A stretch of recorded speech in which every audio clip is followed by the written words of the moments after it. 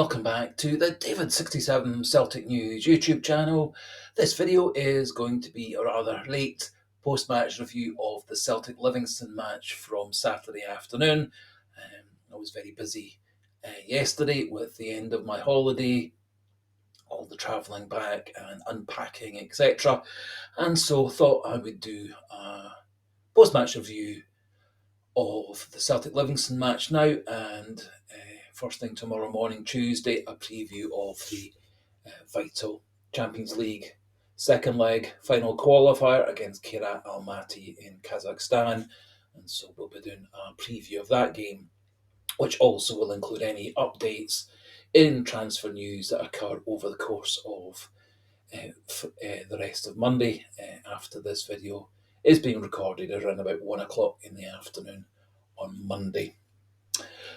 Also in the video, we'll be looking at the goals for Celtic, the stats, my own player ratings, one or two wee thoughts regarding Celtic's squad, and just touching on one or two wee transfer rumours and a new player on Celtic's radar called Marcelo Saracchi, a 27-year-old Uruguayan left-back currently playing in Argentina. So getting back to the game against Livingston on Saturday, basically a backup team, half and half team, some expected starters for Tuesday's game, the rest backup players and players usually on the bench.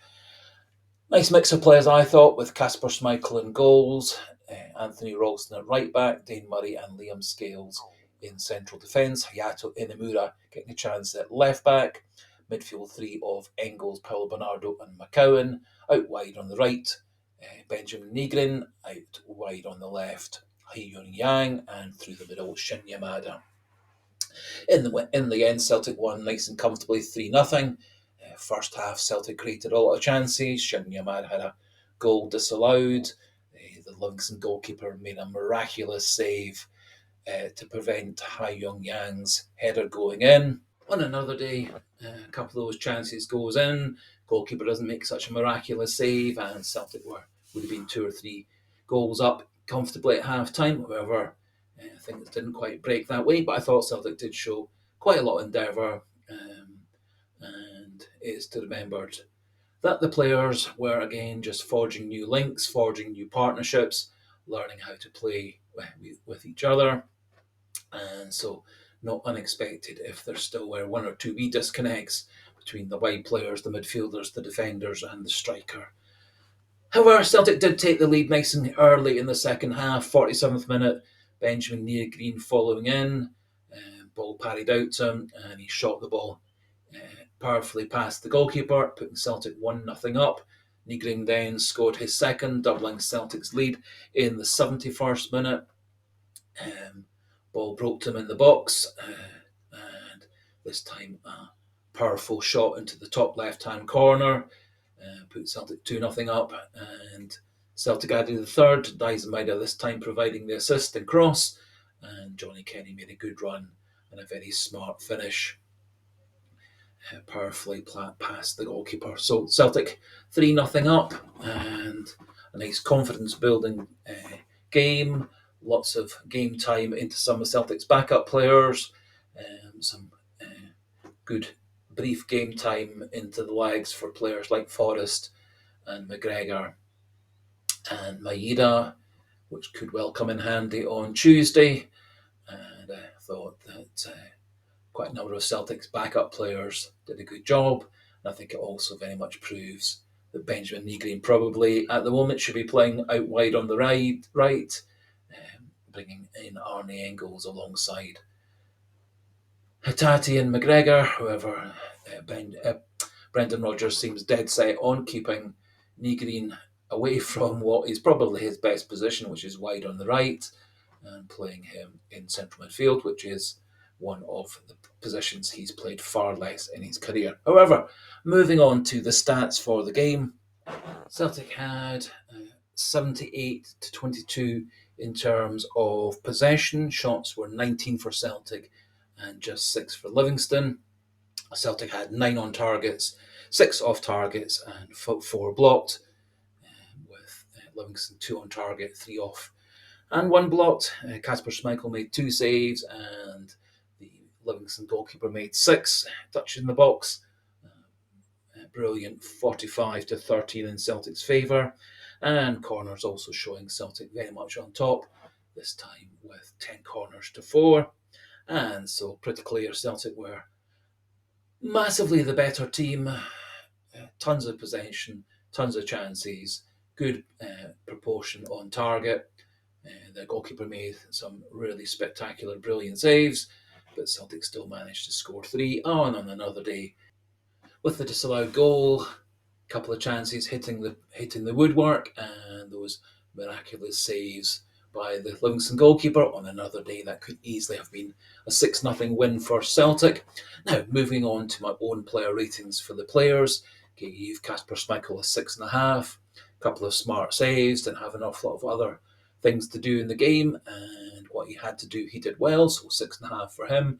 Anthony Ralston, much the same. Some good basic defending, not quite so much of a threat going forward, but basically did his job just fine, so 6.5 for him. Given 7 for Dane Murray. I thought he looked right nice and assured, looked the better of our 2 centre defenders on the day. A couple of wee nervy moments, a couple of misplaced passes, but I do like his size, his pace, his quick thoughts, and I think he is going to be a better bet in the long term for Celtic than several of the current central defenders at the club. Given Liam Scales 6.5, again, did a perfectly fine job. 1 or 2 wee defensive errors, his usual difficulties stringing passes together and getting movements and passing movements and switching from side to side going quickly. But basically, they did a perfectly fine defensive job. So 6.5 for Liam Scales. Gave 7 for Hayato Inamura. I was personally very impressed with how well he has coped and adapted. He seems to make progress and improve every single time he makes a start for Celtic. I counted one misplaced pass, looked perfectly sound defensively, good pace, good anticipation, good quick movement over a short distance, got forward to help out with crosses and passes, and keeping movements going, and had a near assist that failed to reach the target.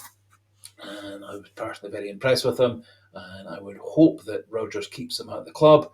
However, Rodgers does seem dead set on sending Hayato Inamura away on loan, and I think taking him away from the tight group he has built up with Hatate, Yamada, and Maeda particularly, I think could well be counterproductive.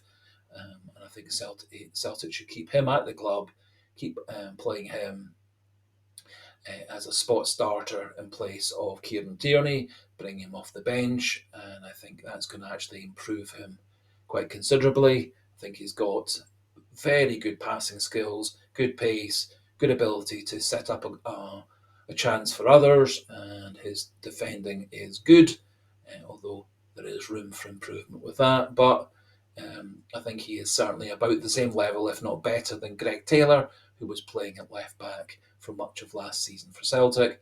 However, Rodgers does seem very keen to send Hayato Inamura off on loan because he's not very keen on ever saying that he's ever wrong about a player assessment, although the evidence regarding players such as Kwon and Tomoki Iwata, Haiyong Zhu O, and several others proves otherwise. However, moving back to the ratings in midfield, a bit disappointed with both Paolo Bernardo and Luke McCowan, gave them both 5.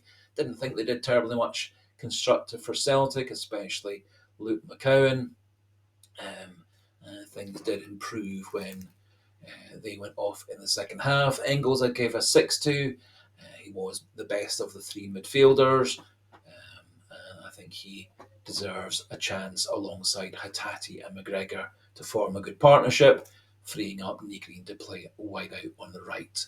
Man of the match for me was Negrin, gave him 8.5, scored a couple of goals, looked threatening, plays well down the right, coming in on his left foot, and I think that's the best position for him. Although, as I said earlier on, Rodgers has very much different ideas to myself and many, many, many, many, many, many other Celtic fans. Gave Shin Yamada 7 out of 10. I thought he had some nice runs, scored his goal well that was given offside, had a very near miss later on in the game, shortly before he came off. And I thought he showed a lot more pace, urgency, good anticipation than Ida and Kenny have shown earlier this season, and I really hope that he gets the nod for the start up front against Kirat Almaty, as I think his good skills and talent and anticipation in the box, and also his extra bit of pace, would really trouble the Kirat Almaty defence if we can get the ball into his vicinity. And I've given Ha Young Yang 7 out of 10 as well. I thought he had a good job playing up and down the wing, and certainly shows a lot more pace and creativity than James Forrest. And I would have him in the side on the wing with on the right, assuming that Rodgers goes with Negrin in midfield. And there is the option, if we do go with Negrin wider on the right, to play Maeda through the middle, and I think that also would work well against Almaty for the same reasons that I think Yamada would be good against Almaty in Kazakhstan. In terms of the midfield, the substitutes given Callum McGregor and Dyson Maeda both 6.5. They came on with around about half an hour of the game to go. Good performances from both. Managed both to avoid injury. Didn't do anything brilliant, although Dyson Maeda did help set up the third goal. Given 7 for Johnny Kenny, mostly because he scored a goal, but he did show a lot more urgency, better striker skills in the box, and did finish that chance really nicely. Given Colby Donovan, the young fullback, 6.5 out of 10, came on late in the game to replace Ralston. And I think I do like his power and pace and strength, and I think he could well be in the long run a better option than Anthony Ralston. And I gave James Forrest a 6 out of 10. Bit disappointed with him. Didn't show quite the same pace and guile and creativity as he often does, but has managed to keep himself fit and fresh. And I think he too could be an important player coming off the bench in Kazakhstan in tomorrow. Just a quick update on some transfer news. It is said that Mikkel Ange Balikwisha, apparently his name is Mikkel rather than Michel, of Royal Antwerp, apparently a transfer fee of around about £5 million has been agreed between Celtic and Antwerp. Personal terms have been agreed, and it is said at the moment he is flying across from Belgium to Scotland for a medical, and so it could well be by this time tomorrow, or that he's a fully fledged official Celtic player. So fingers crossed with that one. No progress as such on deals for Jacob Broom from Go Ahead Eagles or Calvin Stengs from Feyenoord. At this point, it doesn't look like Celtic have pursued their interest in either players, but things can develop very suddenly. However, Celtic are said to be closely following on Uruguayan left back called Marcelo Saracchi, 27-year-old Uruguayan international with 9 caps, playing for Boca Juniors in Argentina. His contract over there runs out 31st of December 2027, so still got a bit of time on his contract. 5'8" tall, and it's 27 years old. Plays primarily left back, although he has played right back and left midfield in the past as well. And so could well fill a slot of being a left back who can play right back as an emergency, and has got that ability to push forward into midfield and be a bit more creative in the inverted fullback role. Currently said to be valued around about £1 million, although 7 years ago, when he was transferred previously, he was valued at £12 million. although it would appear that his transfer value has gone down a wee bit over time. The indications are that if Celtic did pursue a deal for Saracchi, this would be a loan deal with a purchase clause at the end, and I'm not averse to that. Looking at his career stats, he's played in Uruguay and in Germany, Turkey, Spain, and Argentina. Over all those different countries in career, his career stats: 245 games, 11 goals, 23 assists. His season rating last season in Argentinian football: 6.96 out of 10, which is obviously good.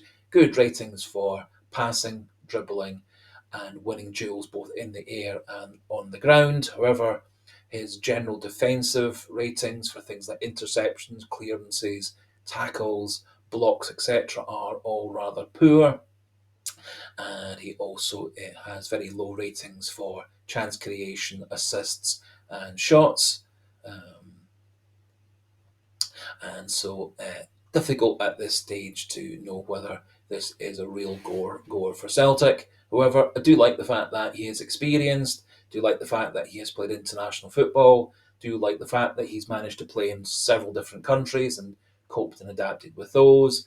And I do like the fact that he can cover right back, as well as being a left back deputy for Kieran Tierney.